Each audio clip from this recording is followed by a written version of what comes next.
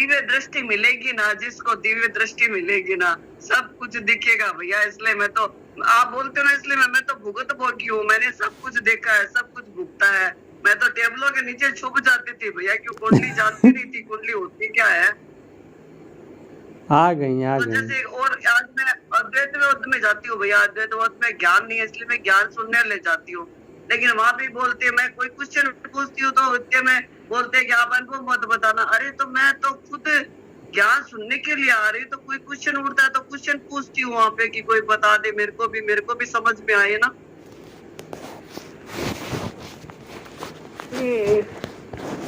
अच्छा इंदु जी, एक बात पूछे क्या? हाँ जरूर पूछो दीदी।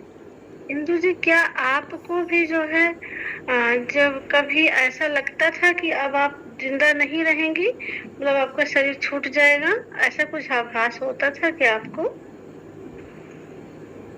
दीदी वैसे तो नहीं मालूम पड़ा, लेकिन मौत मैंने 2 बार देखी। मेरी मौत होते देखी मैंने, पूरी मौत देखी है 2 बार।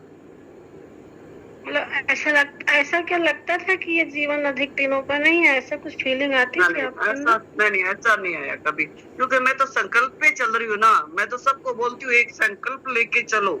मैं तो सबको, मैं जैसे कर रही हूँ वैसे बता रही हूँ। मेरी आज मैं 35 सालों से इस लाइन पे चल रही हूँ। तो दीदी जैसे आप भजन गा रही हो ना, मैं भी इस भजन से ही कृष्णा को पुकारती थी, एकदम हृदय से गाती थी। फिर मेरे मन में धीरे धीरे ऐसे आने लगा कि 40 की हुई तब ऐसे आने लगा कि ये घमंड आ जाएगा। तो मैंने दीदी भजन गाना छोड़ दिया उस दिन से है। तो लेकिन अब मेरे वापस मन में आ रहा है कि वापस मेरा गला, उस देखो जब छोड़ा ना, तो मेरा गला साल में 10 महीने खांसी से रहता। मैं खांसते खांसते थक जाती, रोटी भी नहीं खा सकती थी। एक कोवा लेने के बाद पहले 10 मिनट खांसती थी, ऐसी हालत हो गई मेरी। लेकिन अब मैं कृष्णा को बोलती हूँ, कृष्णा अब मेरे को बहुत मस्त होके गाने की इच्छा आ रही है, अब मेरा गला खोल दे वापस है। अच्छा, गला खराब हो जाता है। आपने जो पूछा ना, इसका जवाब ये है कि यदि हम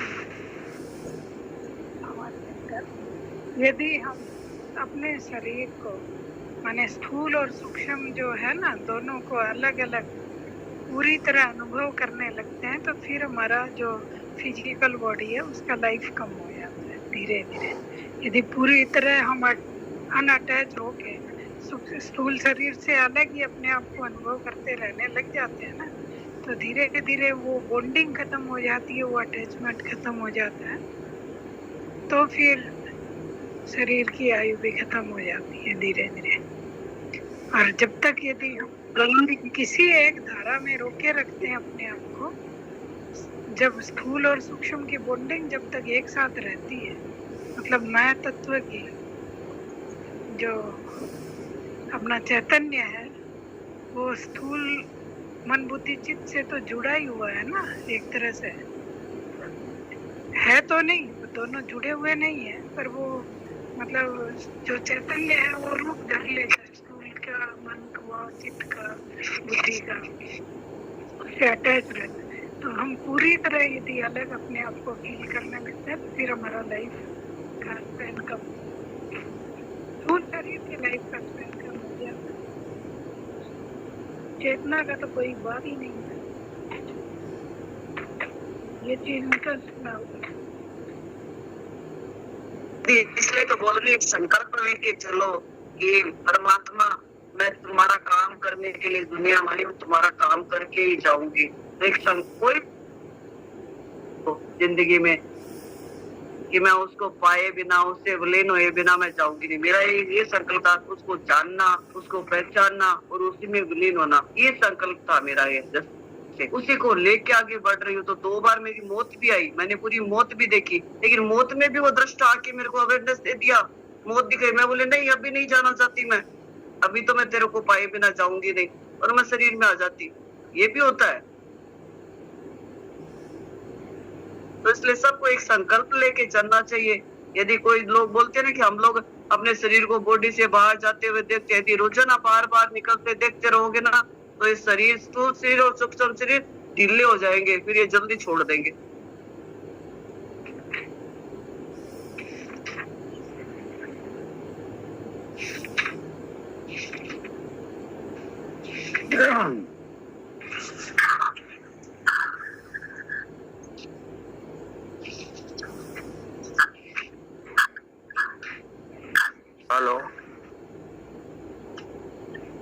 हाँ मिश्रा जी बोलिए प्लीज।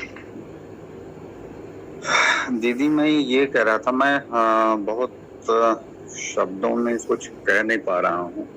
मैं बड़ी देर से सोच रहा था कहने के लिए।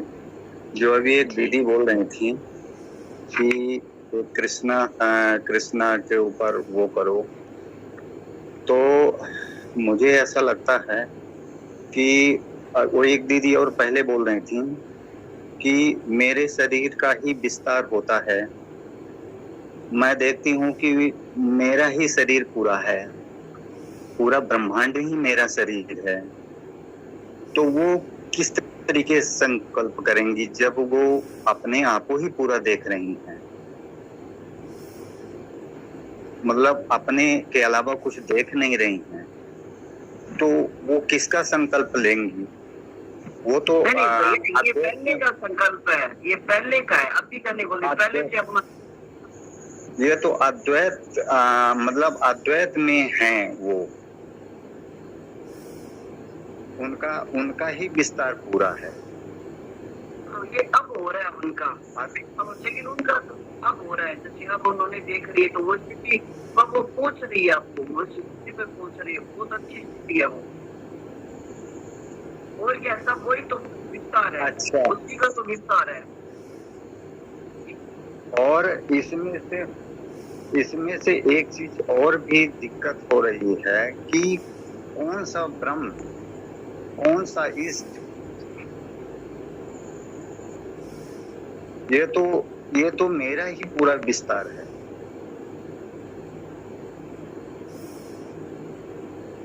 इसमें कोई दूसरा है ही नहीं।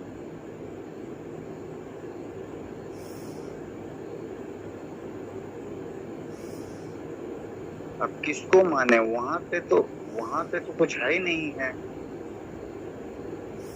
हम ही इतना, मतलब जो भाव बोध है वो इतना विशाल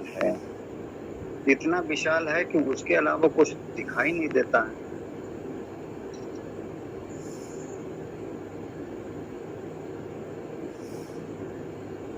ये सब बातें भैया पहले की है, अब की नहीं है। जब अपन स्टार्ट करते हैं ना तब की है। अब तो स्थिति में अपन पहुंच रहे हैं, तो अब क्या सोचेंगे? ये बात करेक्ट है दीदी। आपकी जो स्थिति है वो पहले मेरी भी होती थी, जब मैं भक्ति भाव उसमें था, भक्ति मार्ग में इस तरीके का होता है। तो मैंने देखा कि उतना समर्पण अपन कर नहीं पा रहे हैं।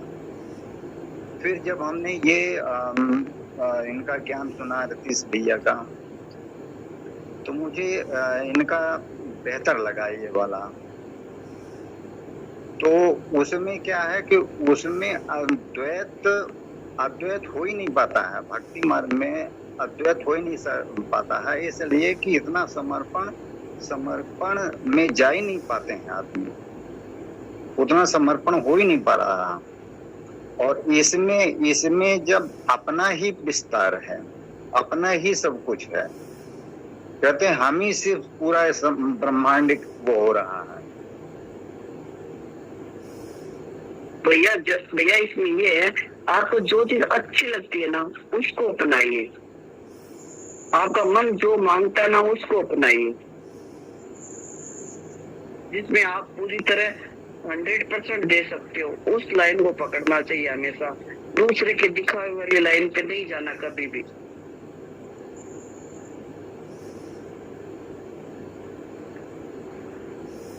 कई बार ऐसा हुआ कि मैं डूब जाता हूँ तो उसमें से कुछ भी नहीं दिखाई देता, सिर्फ लगता है कि अपना ही विस्तार है पूरा, कोई दूसरा दिखाई नहीं देता है।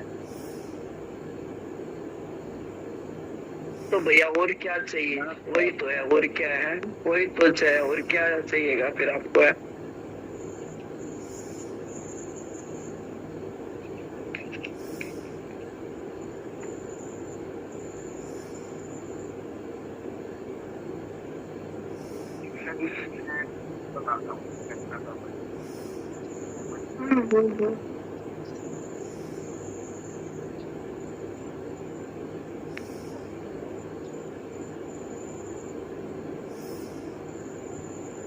दीदी एक भजन सुना दीजिए अब लास्ट में है। अच्छा जी, अच्छा जी।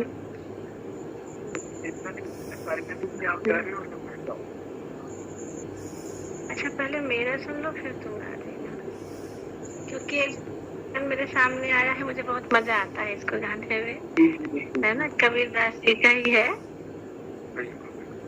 बोलिए श्री सद्गुरुदेव भगवान की जय, सच्चिदानंद भगवान की जय। कोटि नाम संसार में ताते मुक्ति न हो, आदि नाम जो गुप्त जप मुझे बिरला कोय। हरि कृपा तब जानिए ते मानुष अवतार, गुरु कृपा जब जानिए जो छुड़ावे संसार। दीवाने मन भजन बिना दुख पई हो, दीवाने मन भजन बिना दुख पई हो, दीवाने मन भजन बिना दुख पई हो, दीवाने मन भजन बिना दुख पई हो। पहिला जन्म भूत का पई हो, पहिला जन्म भूत का पई हो, सात जन्म पछतई हो, दीवाने मन भजन बिना दुख पई हो, दीवाने मन भजन बिना दुख पई हो। कांटा पर का पानी पई हो, कांटा पर का पानी पई हो, प्यासन ही मर जई हो, दीवाने मन भजन बिना दुख पई हो, दीवाने मन भजन बिना दुख पई हो। दूजा जन्म सुहागा पई हो, दूजा जन्म सुहागा पई हो, बाग बसेरा नहीं हो, दीवाने मन भजन बिना दुख पई हो, दीवाने मन भजन बिना दुख पई हो। टूटे पंख मडराने अधफड़, टूटे पंख मडराने अधफड़, प्राण गवई हो, दीवाने मन भजन बिना दुख पई हो, दीवाने मन भजन बिना दुख पई हो। बाजीगर के बानर हुई हो, बाजीगर के बानर हुई हो, लकर में नाच नचई हो, दीवाने मन भजन बिना दुख पई हो, दीवाने मन भजन बिना दुख पई हो। ऊंच नीच से हाथ पसारी, ऊंच नीच से हाथ पसारी, मांगे भीख न पाई हो, दीवाने मन भजन बिना दुख पई हो, दीवाने मन भजन बिना दुख पई हो। तेली के घर बैला हुई हो, तेली के घर बैला हुई हो, आँखिन ढाप ढपई हो, दीवाने मन भजन बिना दुख पई हो, दीवाने मन भजन बिना दुख पई हो। कोस 50 घरे माँ चली हो, कोस 50 घरे माँ चली हो, बाहर हो न पई हो, दीवाने मन भजन बिना दुख पई हो, दीवाने मन भजन बिना दुख पई हो। पचवा जन्म ऊट का पई हो, पचवा जन्म ऊट का पई हो, बिन तोलन बोझ लगई हो, दीवाने मन भजन बिना दुख पई हो, दीवाने मन भजन बिना दुख पई हो। बैठे से तो उठन न पई हो, बैठे से तो उठ नहीं पई हो, खुरुच खुरुच मर जई हो, दीवाने मन भजन बिना दुख पई हो, दीवाने मन भजन बिना दुख पई हो। धोबी के घर गदहा हुई हो, धोबी के घर गदहा हुई हो, कटी घास नहीं पई हो, दीवाने मन भजन बिना दुख पई हो, दीवाने मन भजन बिना दुख पई हो। लदी लादिया पूछड़ी बैठे, लदी लादिया पूछड़ी बैठे, लई खाते पहुँचई हो, दीवाने मन भजन बिना दुख पई हो, दीवाने मन भजन बिना दुख पई हो। पक्षिन माँ तो कौआ हुई हो, पक्षिन माँ तो कौआ हुई हो, करर करर गोहरई हो, दीवाने मन भजन बिना दुख पई हो। काम काम गोहरई हो, दीवाने मन भजन बिना दुख पई हो। उड़ी उड़ी के जाय मल पे बैठो, उड़ के जाय मल पे बैठो, गहर चोच लगई हो, दीवाने मन भजन बिना दुख पई हो, दीवाने मन भजन बिना दुख पई हो। सतनाम की हेर न करी हो, सतनाम की हेर न करी हो, मन ही मन पछतई हो, दीवाने मन भजन बिना दुख पई हो, दीवाने मन भजन बिना दुख पई हो। कहत कबीर सुनो भई साधो, कहत कबीर सुनो भैया साधो, नरक नसनी पई हो, दीवाने मन भजन बिना दुख पई हो, दीवाने मन भजन बिना दुख पई हो, दीवाने मन भजन बिना दुख पई हो, दीवाने मन भजन बिना दुख पई हो। बोले श्री सतगुरु भगवान की जय, सच्चिदानंद भगवान की जय। जय हो दीदी जी, बहुत जय हो। कबीर दास जी कितना सुंदर तरीके से एक्सप्लेन करते हैं, वो रूप दिखाते हैं कि आदमी डर जाए। गधा भैयो, बैल भैयो, कौआ भैयो, कुकुर भैयो, तमाम पता नहीं क्या क्या उपमाएं देते हैं, जिससे भी कि इससे भी डर लगे, भाव संप्रेषण की अद्भुत कला है उनकी। हाँ बिल्कुल।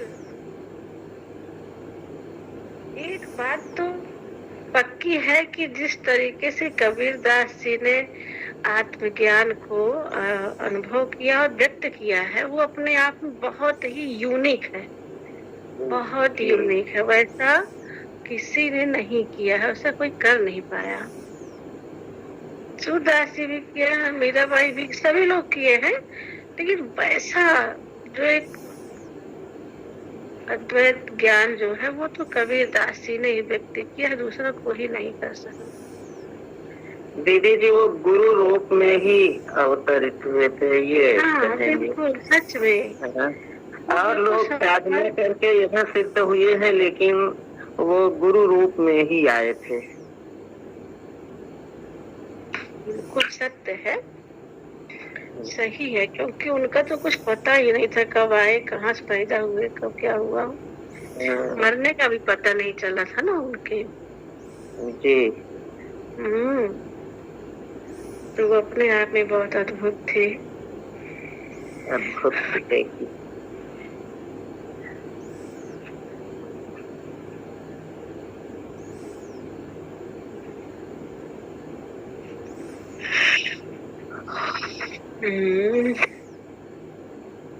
सो फिर आइए प्यारे लोगों, 11:30 बज रहा है। थोड़ा सा इस मन को मेरे विचार से इस मन को थोड़ा सा संसार में भी अभी लगे रहने दें, क्योंकि जितना ही ये अपने सत्याधिष्ठान में प्रवेश करता है, जीवन समाप्ति की तरफ अधिक लगने लगता है। तो मेरा आप सभी से निवेदन है कि इतना ना डूबे, मध्य में रहें।